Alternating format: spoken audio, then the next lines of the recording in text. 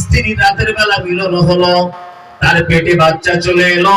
৪৪ ১২০ দিন যেদিন পেটে বাচ্চা হলো, আল্লাহ তাআলা ফেরেশতাদেরকে পাঠিয়ে দিয়ে বলে, ওর পেটে গিয়ে ওই রক্তের ঢিলাটাকে রূহ ফুঁকে দাও। রূহ ফুঁকে দেওয়া হলো। আস্তে আস্তে বাচ্চা বড় হলো, মায়ের পেট ফুলতে শুরু করে দিল। একটা নারী বাচ্চা মায়ের পেটে থাকলেও মায়ের পেট ফুলে যায়। একজন নারী বাচ্চা মায়ের পেটে থাকলেও মায়ের মাসিক বন্ধ হয়ে যায়। একটা নারী বাচ্চা মায়ের পেটে থাকলে মায়ের বুকের দুধগুলো আস্তে আস্তে করে দুধে পরিপূর্ণ হয়ে যায়।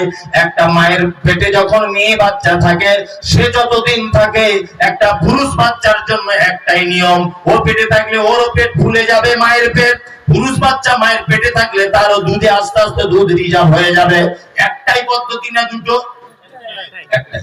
পৃথিবীতে জন্ম নিল, পুরুষ কি আলাদা রাস্তা দিয়ে আসে, নারী আলাদা রাস্তা দিয়ে আসেন? একই রাস্তা দিয়ে, একই রাস্তা দিয়ে